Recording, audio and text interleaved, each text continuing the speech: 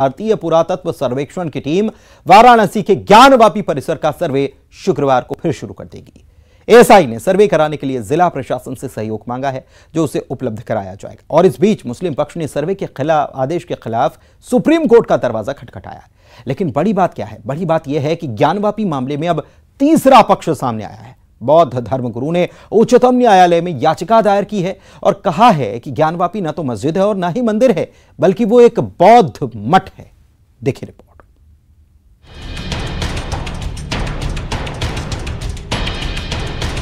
ज्ञानवापी मामले में इलाहाबाद हाईकोर्ट ने एएसआई सर्वे की इजाजत दे दी है। हाईकोर्ट ने एएसआई सर्वे को यह कहते हुए इजाजत दी है कि इससे किसी को नुकसान नहीं। हालांकि मुस्लिम पक्ष ने सर्वे को रोकने की मांग की थी, लेकिन हाईकोर्ट ने जिला जज के आदेश को बरकरार रखा। साथ ही मुस्लिम पक्ष की याचिका को खारिज कर दिया गया। अब ज्ञानवापी परिसर में तत्काल प्रभाव से एएसआई का सर्वे होगा। देखिए, आज इलाहाबाद हाईकोर्ट ने जो अंजुमन इंतजामिया की पिटीशन थी उसको खारिज कर दिया है और साथ ही साथ इलाहाबाद हाईकोर्ट ने ये कह दिया है कि आर्कियोलॉजिकल ऑफ इंडिया द्वारा सर्वेक्षण शुरू होना चाहिए और डिस्ट्रिक्ट कोर्ट का जो फैसला है वो तत्काल प्रभाव से प्रभावी हो चुका है। जिस तरह से तमाम बातें हो रही थी कि एएसआई क्षति पहुंचाएगा और ऐसा नहीं, कोर्ट ने उसको डिसबिलीव किया और हमारे पूरे आर्गुमेंट को कोर्ट ने मान लिया है। जो हमारा पूरा आर्गुमेंट था वो यही था कि बिना डैमेज किए सर्वे किया जाएगा। एएसआई ने भी एफिडेविट फाइल किया था, तो कोर्ट ने कहा एएसआई के एफिडेविट को उसको डिसबिलीव करने का कोई मतलब नहीं बनता है और एएसआई ने जो एफिडेविट फाइल किया उसके टर्म्स में सर्वे हो। उधर अंजुमन इंतजामिया मस्जिद कमेटी ने ज्ञानवापी के सर्वे के खिलाफ सुप्रीम कोर्ट का रुख कर लिया है। मुस्लिम पक्ष का कहना है कि कोर्ट के फैसले का जवाब कोर्ट के फैसले से दिया जाएगा। तो इस कोर्ट का फैसला होगा तो कोर्ट के फैसले का जवाब कोर्ट के फैसले से दिया जाएगा। आपको लगता है फिर से हायर कोर्ट में अपील करने की जरूरत है मुस्लिम पक्ष? तो मुस्लिम पक्ष अब बाद में ही तो तय करेंगे। अभी तो इनका ही फैसला भी एक जगह नहीं टिक पा रहा। पहले इजाजत मना कर दिया, अब कह रहे हैं कि फिर करेंगे, तो अभी इनका क्या, इसमें क्या जवाब दिया जा सके। ज्ञानवापी मामले में तीसरा पक्ष भी सामने आ गया है। एक बौद्ध धर्म गुरु ने सुप्रीम कोर्ट में याचिका दायर कर दी है, जिसमें कहा गया है कि ज्ञानवापी न तो सिर्फ मस्जिद है और न ही मंदिर, बल्कि वो एक बौद्ध मठ है। उन्होंने रिट याचिका में बौद्ध मठ को लेकर सर्वे कराए जाने की मांग की है। बौद्ध धर्मगुरु सुमित रतन भंते की तरफ से दायर की गई याचिका में कहा गया कि देश में तमाम ऐसे मंदिर हैं जो बौद्ध मठों को तोड़कर बनाए गए हैं। राजा शशांक के द्वारा जो शैवमत का राजा था, बंगाल का राजा था, उसके द्वारा ज्ञानवापी के बौद्ध मठ को तोड़ा गया और तोड़ करके हिंदू मंदिर बनाया और बाद में उस मंदिर के ऊपर मस्जिद बनाई इस्लाम के लोगों ने। तो मेरा ये मानना है कि जब एविडेंस मेरे पास है, वो बौद्ध मठ था पहले, उसकी तमाम जो चीज़ें हैं उसमें निकली हैं और तमाम जो वहाँ भाषा लिखी गई है, धम्म लिपि, ब्राही लिपि, उसके आधार पर और तमाम पंडित केदारनाथ पांडे को लेकर के, रामचंद्र शुक्ल को लेकर के, भारतीय इतिहास का पुराना इतिहास, तमाम चीज़ों का अध्ययन करने के बावजूद, एविडेंस कलेक्ट करने के बावजूद हमने सुप्रीम कोर्ट में याचिका दायर की है कि ये ना मस्जिद मुसलमानों को दी जाए, न ये मंदिर हिंदुओं को दिया जाए। ये बौद्ध मठ है और ये बौद्ध मठ बौद्धों को दिया जाए, बौद्धों का सम्मान वापस किया जाए। बौद्ध धर्मगुरु के मुताबिक ज्ञानवापी में पाए गए त्रिशूल और स्वस्तिक चिन्ह बौद्ध धर्म के हैं। केदारनाथ या ज्ञानवापी में जिसे ज्योतिर्लिंग बताया जा रहा है वो बौद्ध धर्म के स्तूप हैं और इसीलिए ज्ञानवापी न मस्जिद है और न मंदिर, बल्कि वो एक बौद्ध मठ है। सुमित रतन भंते ने देश में बौद्ध मठों की खोज शुरू की है। बौद्ध धर्म गुरु ने कहा है कि वे बद्रीनाथ और केदारनाथ समेत अन्य मंदिरों को लेकर भी याचिका दायर करेंगे। Bureau report, news 18, Varanasi. Nuh में शोभा यात्रा के दौरान हुई हिंसा का असर गुरुग्राम में भी अब देखने को मिल रहा है, जिसके चलते अब मुस्लिम समाज ने फैसला लिया है कि गुरुग्राम में जुमे की नमाज खुले में नहीं पढ़ी जाएगी। नूह हिंसा के चलते यह फैसला लिया गया। तो चलिए देखते हैं नूह में हिंसा के बाद अब कैसे हैं हालात।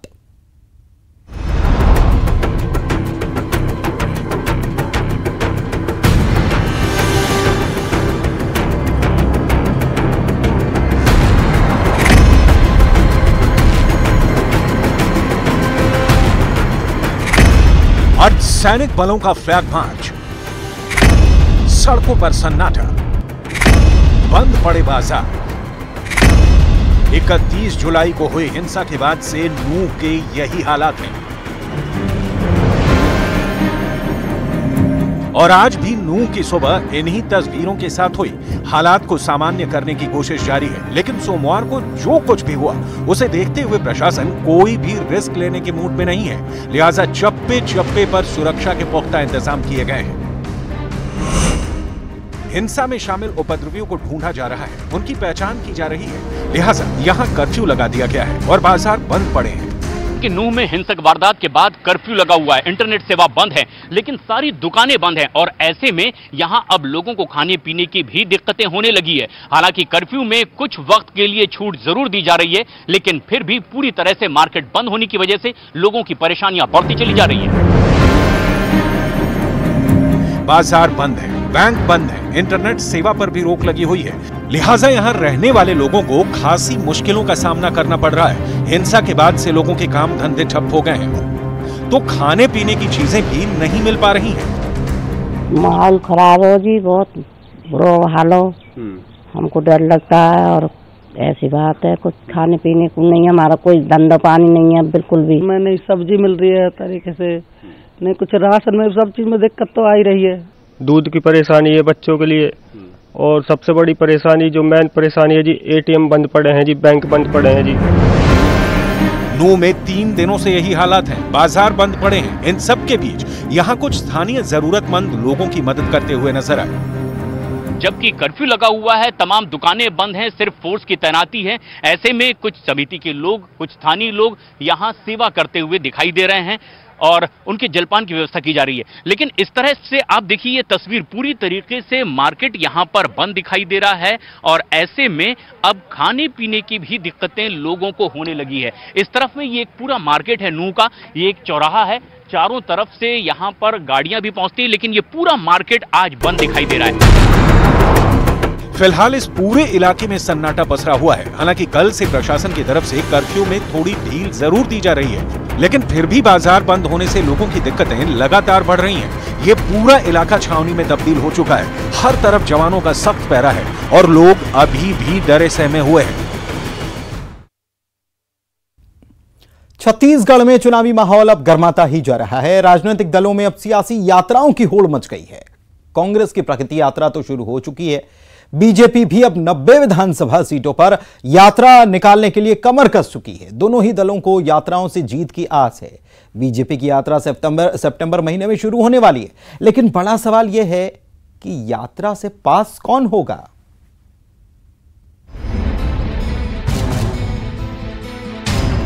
चुनावी साल में छत्तीसगढ़ में अब यात्राओं का दौर शुरू हो रहा है। बुधवार को सीएम भूपेश बघेल ने रायपुर दक्षिण विधानसभा से चुनावी हुंकार भरी और अब बीजेपी ने भी यात्रा का ऐलान कर दिया। बीजेपी की यात्रा बस्तर और सरगुजा से शुरू होगी। 15 दिन में 90 विधानसभा सीटों पर बीजेपी की यात्रा होगी, जो 1 सितंबर से 15 सितंबर तक चलेगी। यात्रा की जिम्मेदारी कोर ग्रुप के सदस्यों को सौंपी गई है। हम लोगों ने 2003 में भी यात्रा निकाली थी, जब जोगी जी के नेतृत्व में यहाँ कांग्रेस की सरकार थी, और उस समय हम लोगों ने परिवर्तन यात्रा निकाली थी और वो परिवर्तन का जो पहिया है वो मंत्रालय में आके रुका और भारतीय जनता पार्टी का कमल खिला था। जब हम 15 साल सरकार में रहे तो हम विकास यात्रा लेकर के निकले थे। सत्ता में अगर कोई पार्टी रहती है तो उसका कर्तव्य है कि अपने कामकाज को लेकर के जनता के बीच में जाए, अपना लेखा जोखा लेकर के जाए। जैसे वर्तमान में हम केंद्र में 9 साल से हैं, हम जनता के बीच अपना हिसाब किताब लेकर के घर घर गांव गांव जाए। उधर सीएम भूपेश बघेल ने बीजेपी का अभेद्य किला कहे जाने वाले रायपुर दक्षिण विधानसभा क्षेत्र से प्रगति यात्रा की शुरुआत की है। सीएम ने दूधाधारी मठ में पूजा अर्चना की, जिसके बाद प्रगति यात्रा का शुभारंभ किया गया। इस दौरान सभा को संबोधित करते हुए सीएम ने प्रदेश सरकार की उपलब्धियां गिनवाई और बीजेपी पर जमकर बरसे। 15 साल भारतीय जनता पार्टी के सुशासन को भी आपने देखा, 5 साल अभी पूरे नहीं हुए हैं हमारी सरकार के कार्यों को भी आपने देखा। बहुत सारे हमारी मातृशक्ति बैठी हुई है। मैं उन बातों को याद दिलाना चाहूंगा, जब जब चुनाव हुए और चुनाव के बाद आप सबके घरों में सत्यापन के नाम से जाते थे और सबको राशन कार्ड काट देते थे। प्रदेश में जैसे जैसे चुनाव नजदीक आ रहे हैं, सियासी सरगर्मी बढ़ती जा रही है। कांग्रेस प्रगति यात्रा के बाद अब बस्तर और सरगुजा से शुरू होने जा रही बीजेपी की यात्रा पर सियासी पारा काफी बढ़ गया है। दोनों ही दलों की कोशिश इन यात्राओं के जरिए बड़ा वोट बैंक साधने की है। Bureau report, news 18 Raipur. इधर मध्य प्रदेश की अगर बात करें तो मध्य प्रदेश में झमाझम बारिश का दौर जारी है। नदी नाले उफान पर हैं, शहर से लेकर गांव तक सब पानी पानी है। सड़कें तालाब बन चुकी हैं और घरों में भी पानी घुस गया है। जबलपुर में तो बाढ़ जैसे हालात बन गए, वहीं चित्रकूट में मंदाकिनी पहली बार उफान पर है। सतना में पंचवटी के पास बना पुल डूब गया है। मंडला में मटियारी डैम से पानी छोड़ा गया है।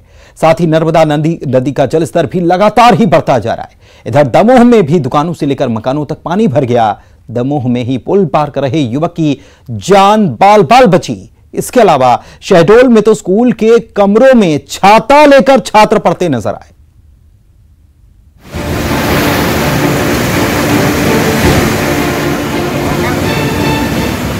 एमपी में मूसलाधार बारिश का दौर जारी है। प्रदेश के ज्यादातर जिलों में बारिश का अलर्ट है।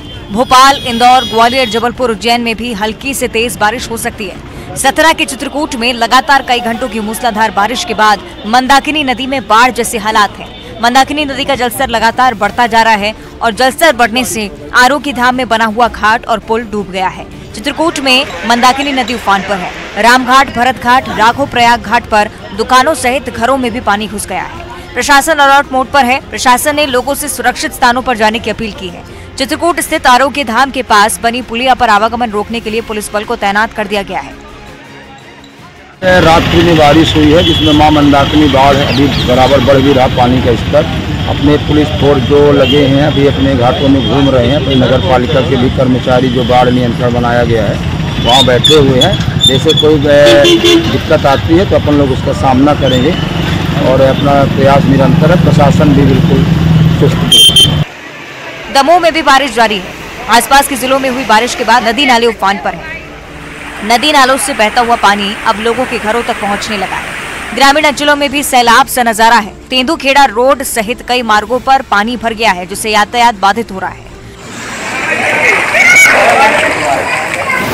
मंडला में भी लगातार बारिश से नर्मदा नदी का जलस्तर बढ़ता जा रहा है। नदी में उफान से छोटा पुल डूब गया है। पुल से करीब 5 फीट ऊपर नदी बह रही है। पुलिस ने लोगों को अलर्ट रहने के लिए कहा है। प्रदेश के कई जिलों में बारिश का रेड अलर्ट है, जबकि 18 जिलों के लिए ऑरेंज अलर्ट, जबकि 11 जिलों के लिए येलो अलर्ट है। प्रदेश मानसून में पानी पानी। Bureau report, news 18। आज के आधुनिक युग में हर घर नल कनेक्शन से पानी पहुंचाने का काम चल रहा है। शहरों में फिल्टर पानी भी पहुंचाया जा रहा है, लेकिन कुछ ऐसे भी गांव हैं जहां फिल्टर के पानी की बात तो दूर है, मीठा पानी भी नहीं मिल पा रहा है। पानी की प्यास बुझाने के लिए कोसों दूर जाना पड़ता है। यहां खारा पानी गांव के लिए परेशानी बन गया है। हालात ऐसे हैं कि कोई भी मां बाप इस गांव में अपनी बेटी तक को ब्याना नहीं चाहते। देखिए,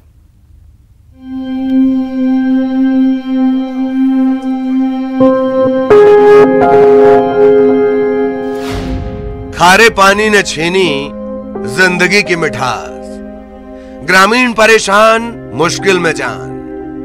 खारा पानी सताए, शादी तक न हो पाए। जिंदगी कभी तो हंसेगी, ये प्यास कब बुझेगी। इस दुनिया में जीने वाले ऐसे भी हैं जीते, रूखी सूखी खाते हैं लेकिन पानी अच्छा पीते। जिसके एक घूंट में मिलता जन्नत का आराम, वो ना मिले तो सोचिए क्या होगा अंजाम। अंजाम कुछ ऐसा कि इस गांव के लोग पानी के लिए संघर्ष कर रहे हैं। अंजाम ऐसा कि इस गांव के लोग खारे पानी की वजह से कुंवारे बैठे हैं। श्योपुर जिले के मानपुर थाना इलाके के मुदाला का पाड़ा गांव के बैरवा समाज की बस्ती के लोग करें भी तो क्या। गांव में पानी तो है लेकिन पीने लायक नहीं। पानी ऐसा मानो जहर जैसा। दस्त लगता है पानी से। अब खाता है 2 बार खाता है जाओ। नंदी में आता है तो मंगल रपटाता है और टेक चंडी न जाओ माँ को। अब क्या कहा। दिक्कत आ रही है। और वोट देवाड़ा एक भी मंत्री कोई ध्यान न दे रहा मेरे पे।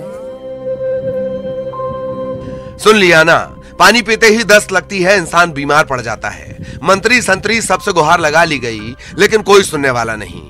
जहां देश को आजाद हुए 75 साल हो गए, सरकारें घर घर पानी नहीं बल्कि प्यूरिफाइड पानी पहुंचाने का दावा करती हैं, वहीं श्योपुर के मुदाला का पाड़ा गांव के हैंडपंप से निकलने वाला पानी इतना खारा और दूषित होता है कि इसे पीना तो दूर, मुंह में भी ले लो तो उल्टियां होने लगती हैं।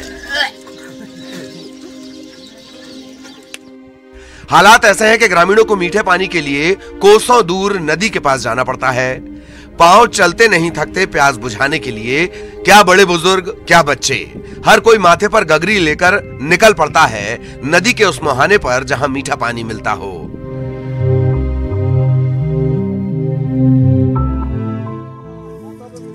पानी के लिए इतनी जद्दोजहद करनी पड़ती है, आप सोच भी नहीं सकते। नदी में मगरमच्छ का डर बना रहता है, जिसकी वजह से जान पर बनाती है। मगरमच्छ कई बार ग्रामीणों पर हमला कर चुके हैं। अब इससे बचने के लिए गांव के पुरुष पहले मगरमच्छ को भगाते हैं और पानी पर लाठी डंडे मारते हुए शोर मचाते रहते हैं ताकि मगरमच्छ वहां ना आ जाए। इस दौरान महिलाएं पानी भर लेती हैं और फिर सभी गांव के लिए रवाना हो जाते हैं। ऊंचे ढाबू की चढ़ाई चढ़ने के बाद महिलाएं खेतों की पगडंडी से होकर पीने का पानी ढोकर लाती हैं। ये लंबे समय से इस समस्या से जूझ रही हैं। वजह यही है कि गांव का जो हैंडपंप है उसमें से खारा पानी निकलता है, जिसे पीने से लोगों को दस्त लग जाते हैं। इन हालातों में यह लोग लंबे समय से परेशानी से जूझ। बात सिर्फ पानी की नहीं है बल्कि अंधेरे की भी है। जहां शाम ढलते ही पूरा गांव अंधेरे में गुम हो जाता है। बिजली विभाग ने बिजली सप्लाई बंद कर दी है। लोग स्वच्छ पानी के बिना और अंधेरे में जीने को मजबूर है। सवाल अधिकारी और नेताओं से, क्या पेट्रोल से चलने वाली गाड़ी को डीजल से चलाएंगे तो वो गाड़ी चलेगी? आपका जवाब होगा नहीं। आप कहेंगे वो बंद पड़ जाएगी। तो फिर सोचिए, खारे या दूषित पानी से कैसे जिंदगी चलेगी? जिंदगी भी तो बीमार पड़ जाएगी। आखिर श्योपुर के पाड़ा गांव के लोगों को कब स्वच्छ पानी मिल पाएगा? यही सबसे बड़ा सवाल। श्योपुर से न्यूज़ 18 के लिए दीपक दंडोतिया की रिपोर्ट।